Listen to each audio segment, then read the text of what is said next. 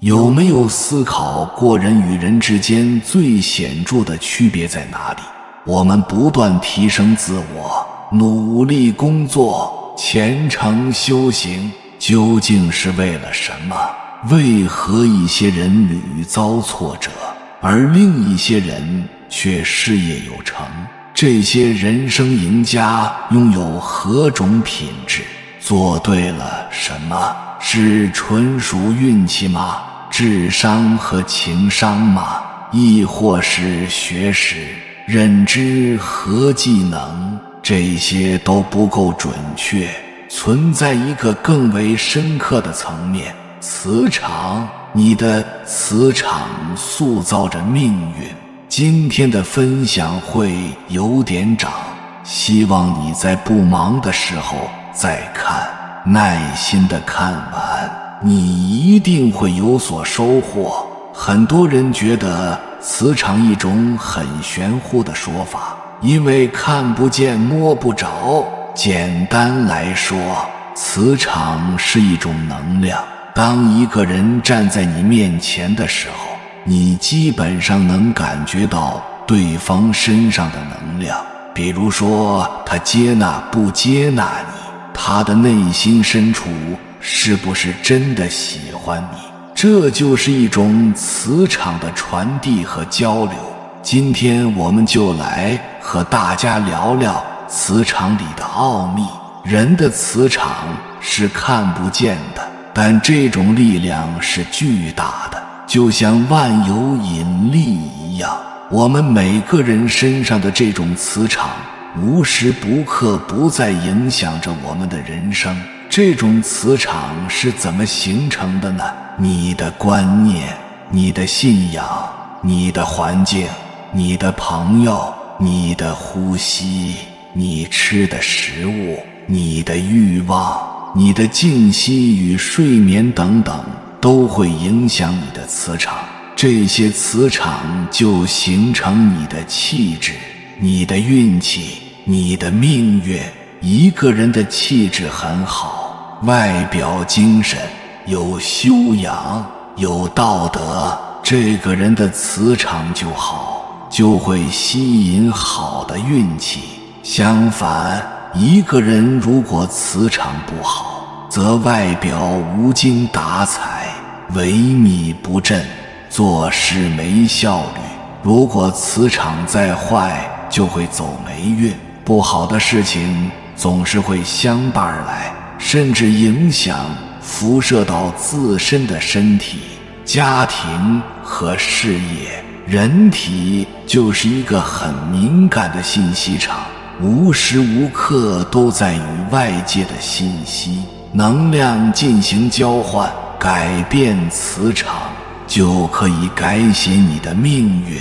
每一个人都是一个磁场，所有的一切都是吸引来的。你想什么，你相信什么，你就有什么样的气场。这也是吸引力法则。你的思想吸引你想要的东西，你是积极向上的思想，你的气场就是积极向上的。你的思想是消极负面的，你的气场就是消极负面的，同时吸引消极负面的人和事。所以要加深你的正能量场，就要有积极正面的思想。具有赚钱意识的人经常吸引金钱，而具有贫穷意识的人总是引来贫穷。通过你的思想、语言和行为，他们将为你所意识到的事物打开通道。无论富有或贫穷，都恰如你所想的状况那样满足你。思想是因，与你思想相一致的人生和境遇就是你的果。你的因会吸引来果，这就是种瓜得瓜。你种下什么因，就会收获什么果。你知道这个法则的原理后，你就会运用思想的巨大能量来追求你所想要的一切。你会变得有自信，你会知道世间的因果法则，你会懂得正确、积极、正面地运用你的思想。人的心脑合一，身心开放后，振频就强了，与天地意识信息振频就通畅了。只要有一颗真诚的、善良的、友好的、无我的、为众生做好事的，信息收发才能自如。人体就是一个很敏感的信息场，无时无刻都在与外界的信息、能量进行交换。每一个人的磁场都有释放和吸收的功能。如果经常和磁场比较污浊的人接触，他也会把我们的磁场给污染了。如果跟一个磁场比较干净的人在一起，他散发出的磁场也能把我们的磁场给净化掉。学会释放自己，让身心和整个宇宙融为一体，要不断的修行，才能走出自我，找到真我。有缘人看到了这里，你既然明白了吸引力法则，那怎么才能吸引更多的正能量围绕在我们的磁场呢？一个是德行，一个是智慧。德行是什么？真心实意的希望别人好，利他的心。智慧是什么？看清世界的真相，看清世界的运行规则，种什么因得什么果，种瓜得瓜，种豆得豆，这是自然规律。智慧是最大的福报。德行需要自己每日的践行，而智慧有时需要他人为我们拨云见日。爱是宇宙间最强大的磁场，因为它和宇宙和谐一致。爱是你身上正面的磁场，你只有发出爱，你才会吸引爱。所以不要只爱你自己的那么小我，要爱周围所有的人，爱你的朋友、父母、爱人、亲人，同时爱你的敌人，爱地球万物，一花一草。你发出的爱越多，你积聚在宇宙间爱的磁场就会越大，同时你收获的爱也就越大。爱是一种物质，一种磁场，你发出爱，宇宙就有你爱的磁场。一个人积聚的爱的磁场越多，他就会吸引更多的爱。当你有困难、有危险的时候，宇宙会发出各种信息让你感知到。这就像灵感一样，灵感发生于有爱的地方。孩子和妈妈，双胞胎，恋人和朋友，只有两个人的爱的意识体的磁场，才能让们能够相互共振。虽远在天涯，但爱让意识体联系到了一体。他有危险，他会知道；他有爱，他会感知得到。孩子有危险，妈妈会感到有些不舒服。你某一天想起一个远方的一个朋友，忽然你的这个朋友打电话给你。两个相爱的人虽远在天涯，有时也会感知到对方的爱。一个对社会、对人民有贡献的人，一个人广做善事，他就积聚了宇宙间爱的磁场。当他有危险时，他的潜意识会有感知，身体哪方面不适或出现信号，让他知道，然后避免灾难。就算真有灾难，他也会化险为夷。宇宙间有一个强大的法则，就是吸引力法则。你的思想是有磁场、有能量、有吸引力的，你想什么，你就会发射到宇宙中去，宇宙就会响应你的想法，给你想要的。而爱是宇宙间最强大的磁场，你发出多大的思想，宇宙间给你的磁场就会有多大。一个广做慈善发出爱越多的人，他得到爱的磁场就会越大。做任何事不要以为别人不知道，举头三尺有神明，不要以恶小而为之，不要以善小而不为。这和佛家的因果思想是一样的，善有善报，恶有恶报，不是不报。时候未到，你能吸引多少爱取决于你付出多少爱，这是宇宙间的自然法则。宇宙是圆的，宇宙是有因果法则的，有付出就有回报。爱别人，别人才会爱你；帮助别人，别人才会帮助你。有因才有果，很多人只知追求果，但不种因。因就是付出，果才是你得到的爱。在日常生活中，你会发现，包括你在内的大量的低能量人，偶尔也会幸运地遇到高能量的人，他们总是那么积极乐观，总是那么快乐，总是那么具有影响力，你感到羡慕并被深深吸引，同时也希望成为那样的人。那么到底怎么做呢？那么首先我们就要知道什么是高能量和低能量。正面的高能量，活力、精力充沛、兴奋、热情、全神贯注、多姿多彩。正面挑战，内外合一，自我提升，提升他人。正面的低能量，安静、冷静、平静、宁静、放松、焕然一新、和谐、当下、充分休息、内外合一。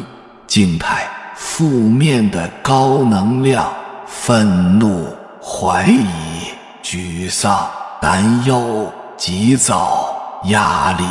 负面的挑战，所有的事情都是问题，关系是挑战。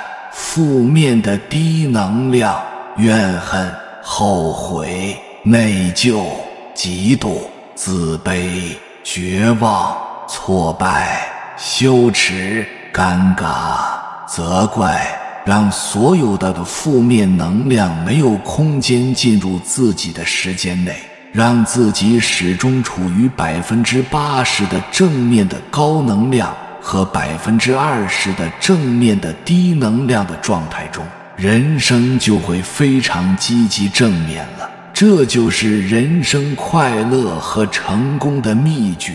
正如所有的秘诀一样，你必须有意识地去不断操练、实践，直至成为习惯。长期以来，人们都对念力抱着一种神秘的态度，既相信它的存在，又不知这一神秘的力量来自何处。而到底这一神秘的力量在哪里呢？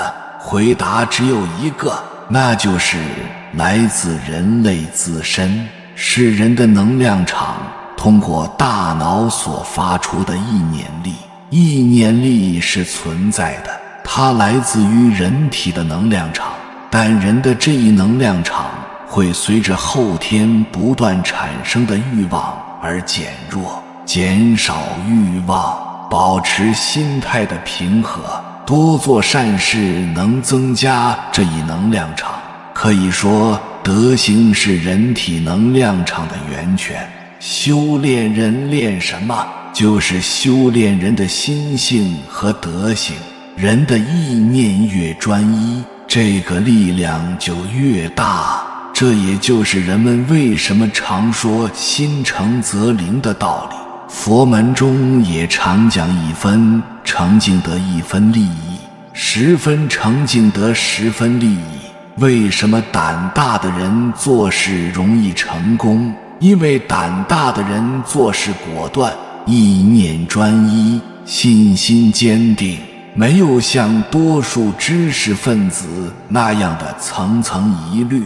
所以只要念头正，越单纯越好，越单纯越容易成功。而生性多疑、优柔寡断的人做事很难成功。人的一生就是一个耗能过程，如不人为地加以控制，人的这一能量场就只会减弱而不会增强。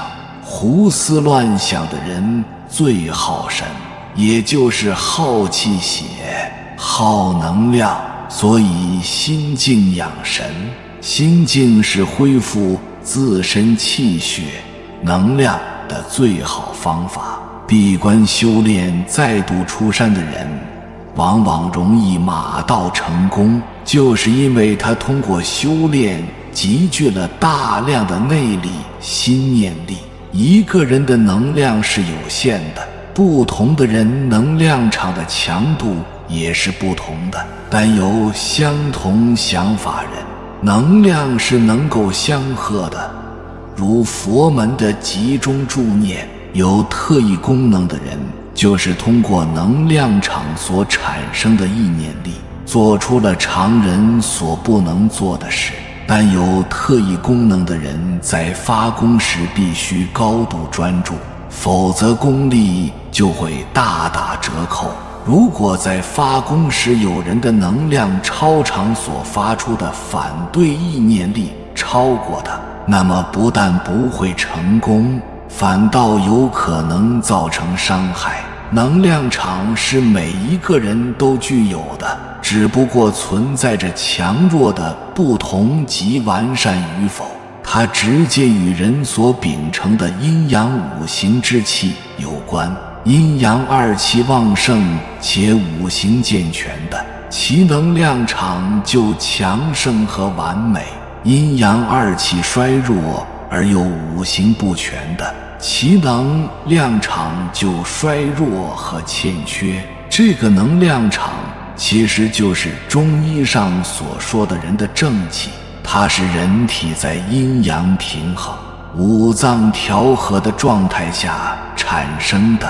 人的这一能量场可以产生一种作用力，既时刻环绕在人体的周围，起着维护身体健康的作用，又能根据不同的事情对外产生不同的作用力，静时保护自身，动时向外产生能量，也就是中医所讲的正气内存，邪不可干。这一能量场在对外产生作用时，与力的原理是一样的，分则弱，合则强。由于人每产生一念，无不取决于心，心是产生欲望的器官，所以人所具备的这一能量场可以说是由心来控制的。心的欲求越多，此能量场也就越分散，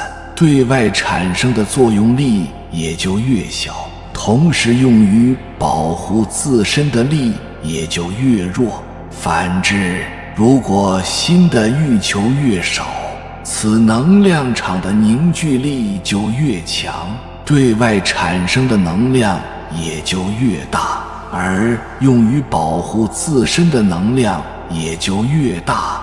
所以说，人在无私无欲、清净淡泊的情况下，佛门禅宗中所说的禅的境界，能量场是最强的，抵御外来侵害的能量也最强的。这个时候发出的第一念往往有不可思议的效果。一个人的一举一动、一言一行，一个意念都是此能量场所产生的力的外施作用。一个人的一举一动、一言一行所产生的作用力是显而易见的，而人对某一件事所产生的意念也是一种力的外施作用，只不过是一种无形的力，它以一种波的形式存在于空间之中，并且不受时间的限制。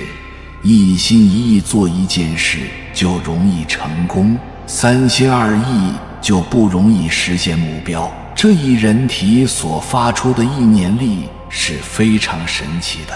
一个人针对某一件事都会产生一种想法，而一旦这一想法形成决定，人体的能量场就会依据这一想法通过大脑向外产生一种作用力，这个力就是人的意念力。但是由于不同的人所具备的能量场不同，加之不同的人对事情的专注程度也不相同，所以能量场所发出的力也就存在着很大的差别，有的强，有的弱。人的能量是一定的，所以要做什么事，你将要付出多大的代价，应该是每个人都必须应该慎重的。你要发财，你要升官，还是要健康，你必须权衡利弊，做出选择。为什么有的人升官发财后身体就突然不行了？就是因为他长时间殚精竭虑，把自己的内在能量消耗殆尽，而自己却无从察觉的缘故。恐惧、焦虑、忧愁、灰心等都会在短时间内极大地消耗自己的能量，所以我们要尽量避免这些不愉快的心情。民间一直流传着这样的俗语：为人莫做亏心事，举头三尺有神明，暗室亏心，神目如电，以此来告诫人们不要想也不要去做坏事，否则就会遭到神明的惩罚。为什么会这样呢？那就是一个人无论做什么事都会向外发出一种信息，那就是做了这一件事的信息，无论好事或是坏事，这一信息会一直存在于空间之中。只要你做了坏事，你所发出的信息就会带着你独有的烙印而存在于空间之中，而受害方也同样会发出信息进行寻找。一旦找到，剩下的就是能量的较量了。被人知道的人和事，受害方就会千方百计地与你为敌，从而进行报复；而不被人知的人和事，就会由人的能量场所发出的意念之力在空间进行较量。所以不要以为你所做的事别人不知道，一旦遭到报应，泄密的就是你自己发出的信息。念力就是施念者能量的外施作用，它是一种力，可以在被念者的身上产生作用。我观察到了一些很奇怪的现象，凡是父母，特别是母亲对子女生活学习关注越重，这样的孩子往往学习很优秀。这些母亲到了中年后身体都是相当不好，而那些对孩子比较放任不大上心的父母身体都很不错。这大概和这些父母的心血释放多少有关吧。祝福和祈祷也是祝福者能量的外施作用，同样能在被祝福者的身上产生作用。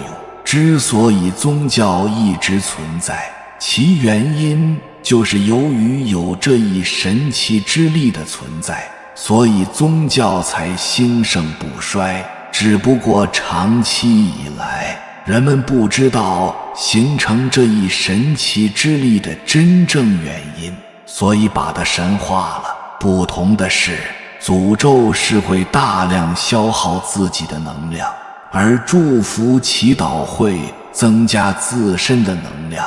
这也是以祝福为宗旨的宗教之所以能越来越昌盛的原因之一。想一想，如果一个人做人诚实、守信，经常地帮助别人，就会获得好的赞誉和祝福。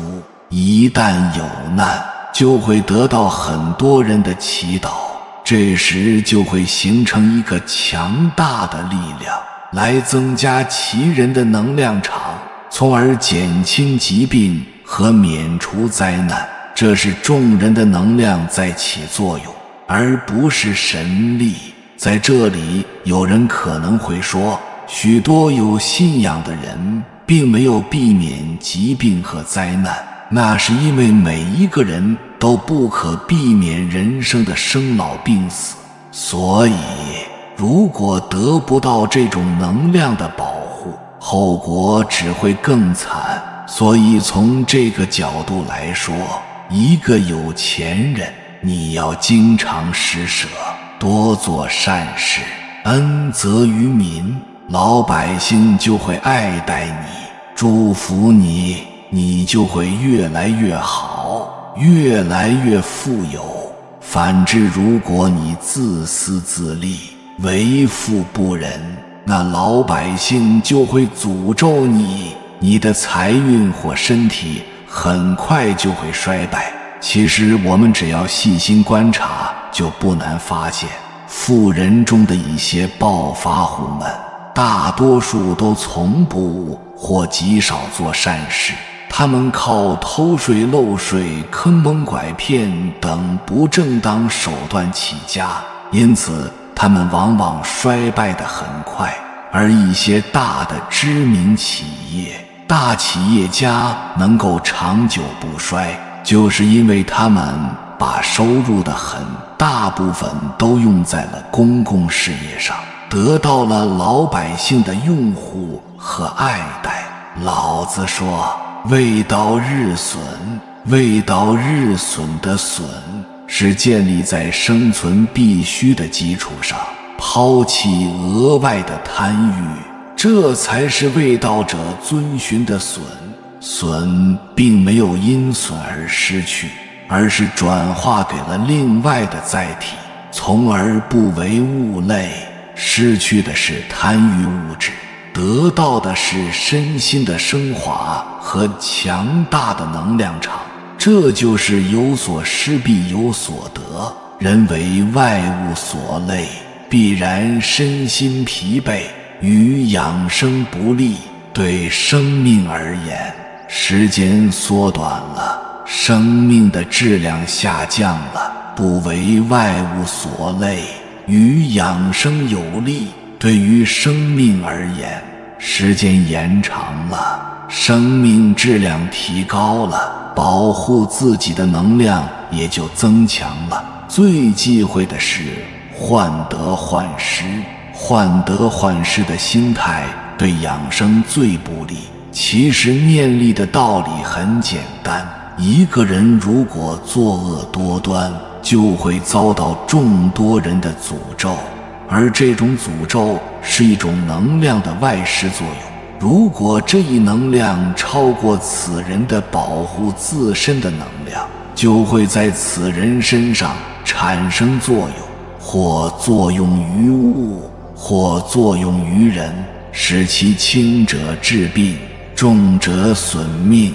当然，如果此人自身的能量场相当强，又有很多的人支持，就有可能对此人产生不了明显的作用，但有可能发生在后代的身上。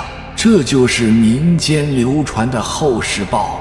人的意识就是一种无形的能量，也可以称为意念力。这种能量通过人的意识发射在空间之中，形成强度不同的能量波。它可以影响和改变事物的存在形态和发展方向，也可以直接对事物产生改变，只不过此能量的大小是因人而异的。意念力强的人可以改变物体的存在方式，可以影响别人的意识，控制别人的思想。许多看上去是人为因素决定的结果，实际上是必然的规律。打个比方，如果一个人作恶多端，但又势力强大，纵然恨之入骨，但又无可奈何，那么就会有很多深受其害的人在潜意识里希望该人遭到报应。这时这些人就会共同地向空间发射一种能量，并形成一种合力，以能量波的形式存在于空间之中。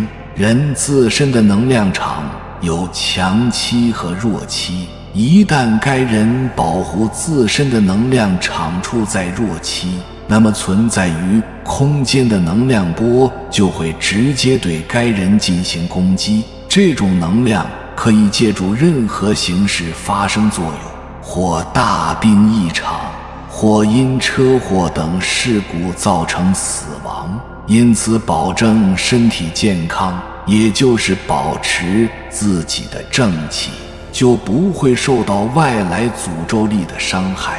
当然，人不会永远保持能量不衰退，生老病死是自然规律，任何人都不可能违背这个规律，所以做什么事都不能违背自然规律，也就是违背事，不然是自取灭亡。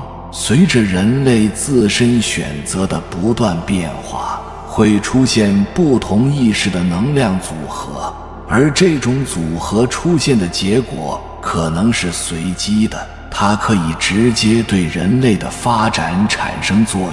也就是说，人类向前发展会因人类的不同选择产生出无数的念力，因而会出现无数不同的结果。选择在人类自己，这就是道，是一种选择。选择正确，就出现有益于人类的结果；选择错误，就出现有害于人类的结果。随着物质文明的不断发展，我们的科学技术也在不断发展中。老一辈人曾讲过的一个人要多做点好事，少做点坏事，要行善积德，如其不然，不光你自己遭罪，你的亲人还受你的影响。许多人都将信将疑，这是真的吗？我们怎么能看到呢？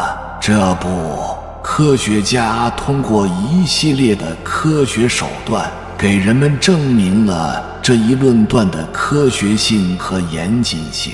爱因斯坦的智能方程式说明，物质就是能量。物理学家已经证明，我们这个世界上所有的固体都是由旋转的粒子组成的，这些粒子有着不同的振动频率。粒子的振动使我们的世界表现成目前的样子，显得丰富多彩。我们的人生也是如此。科学家已经测量过人在不同的体格和精神状态下身体的振动频率，结果让人大开眼界。大卫·霍金斯通过20多年的研究表明，人的身体会随着精神状况而有强弱的起伏。他把人的意识映射到1-1000的范围，任何导致人的振动频率低于200的状态会削弱身体健康， 200以上到1000的频率则使身体增强。诚实、同情和理解能增强一个人的意志力，改变身体中粒子的振动频率，进而改善身心健康。死人的频率没有意义，邪念会导致最低的频率。当你想着下流的邪念，你就在削弱自己。渐高依次是恶念、冷漠、痛悔、害怕与焦虑、渴求、发火和怨恨、傲慢，这些全都对你有害。但信任在250是中性的，信任有益于你。在网上的频率依次是温和、乐观、宽容、理智和理解、关爱和尊敬、高兴和安详、平静和喜悦在600，开悟在700-1000。在我们的心目中，小孩是非常可爱的，尤其是那些11、2岁以下的小孩显得非常可爱。如果按照上面的推论来看，小孩本身受先天物质的影响，他不会想那些不好的事情，他不会尔虞我诈，更不会为了一点利益而勾心斗角。所以小孩的意念是很纯净的，由于小孩的意念的纯净，所以他发出的这个场就特别祥和，使人有一种非常想亲近他们的愿望。如果小孩再长大一点，他接受了许多来自于社会给他的不好的影响，他的头脑里就会产生一些不好的意识，就会产生争斗心理。这样下去，这个时候他身上带着的场就不太好，使人们不愿意接近他们。我看到一些长者，他们心态祥和，对人和蔼可亲，没有一点架子。他们在社会上经历的事情太多了，因此他们就把许多事情看开了，放下了，这样他们身上发出的场也比较纯净，有一种使人愿意亲近他们的感觉。看到这里，我们知道一个人在头脑中意念的善恶影响着一个人的身体健康，也影响着你和周围人的和睦相处。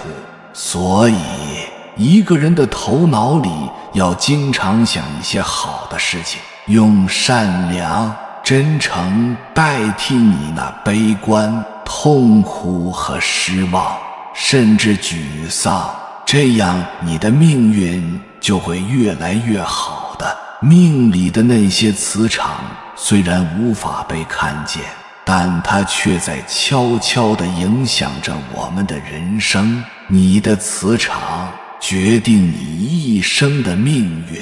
所谓的磁场，其实就是你的吸引力。你身边的每一个人，其实都是前半生中不知不觉埋下的种子。与凤凰同飞，必是俊鸟；与虎狼同行，必是猛兽。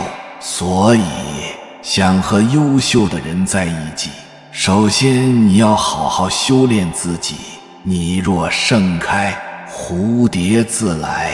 你只要做好你自己，自然就会吸引与你灵魂相似的人。感谢你看到了最后，如果今天的分享有帮到你，就点个大拇指给我响应，我会持续输出更多优质内容。